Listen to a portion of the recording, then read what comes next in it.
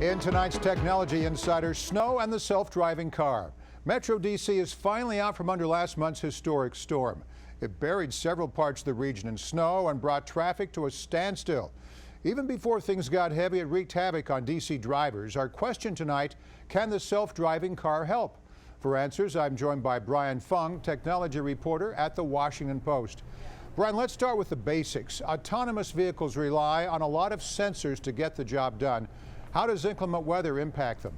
Well, a lot of sensors, like you said, are used in these cars to see, and without the ability to see, these driverless cars can't actually go anywhere. And so, for whether it's optical cameras like the kind you might find in an iPhone, or sophisticated laser sensors or radar systems, all of these technologies require clear lines of sight to things like lane markings or road signs to figure out where the car is. And if the car can't see these things, then the car won't know where it is and it can't drive efficiently.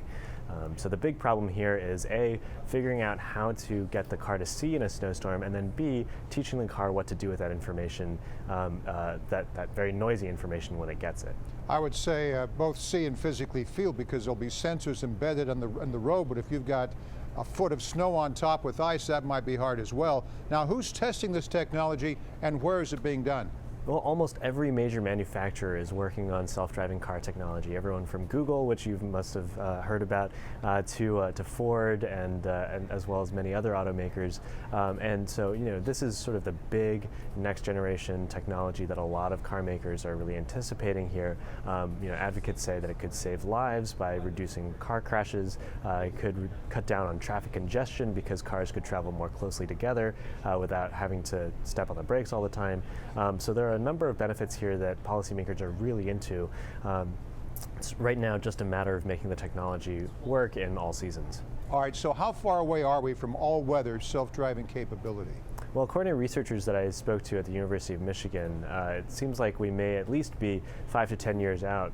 That's because while the technology that we have currently for self-driving cars is being deployed in cars like the Tesla Model S, that technology is only workable in fair weather conditions. It doesn't work in snowstorms or rainstorms very well, and so researchers think that we may be further out from a future for all-weather driving capabilities. As we're looking at the dig out from the big blizzard, we were talking about, well, how well can self-driving cars get around? It's almost a moot point. We couldn't get around in a normal car, let alone self-driving, so there may not be an issue here. What does all this mean now, Brian, for car makers who want to get autonomous vehicles on the road? You said maybe 5 to 10 years out. What else do they have to look at?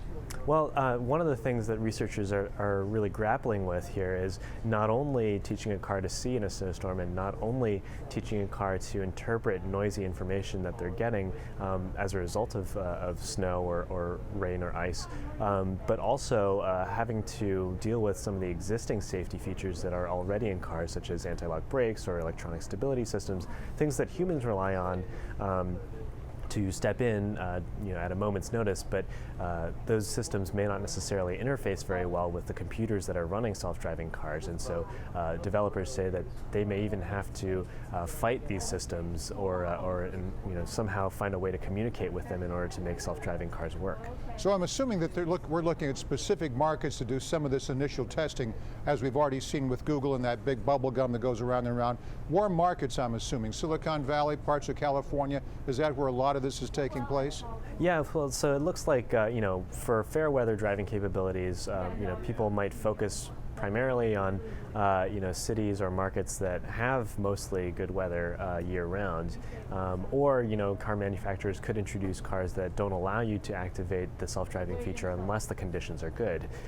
It's basically a business decision at this point as to what it will look like, but I think it's fair to say that this will be rolled out incrementally. It won't be all at once. You'll suddenly see self-driving cars out on the road in all seasons. Brian, you're also following a new proposal from the Federal Communications Commission. Could have a dramatic impact on how cable or satellite TV providers charge consumers for their set-top box. Tell us more.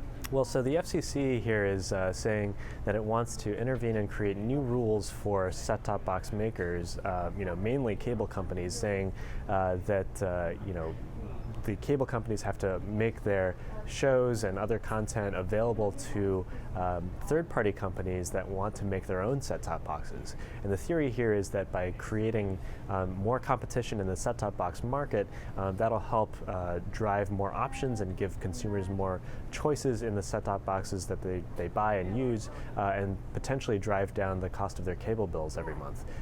Congressional studies have found that Americans on average pay about $231 a year in cable fees alone just to rent the set-top box. That's on top of whatever they might pay for cable service. Now, you've explained some of the changes. The FCC has tried this before. What else is different this time around? Well, the FCC says that because technology has changed and because technology has advanced to support more online streaming video, that's why they need a new proposal now to adapt to some of those technological changes. The cable industry is pushing back against this, saying that the FCC is trying to create technological mandates and are citing this as an example of government overreach. Consumer advocates say that change is much needed in the industry.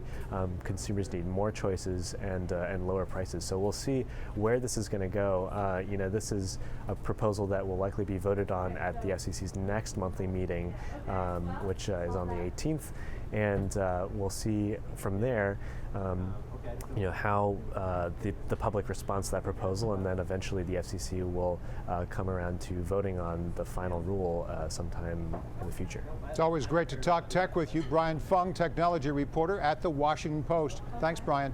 My pleasure.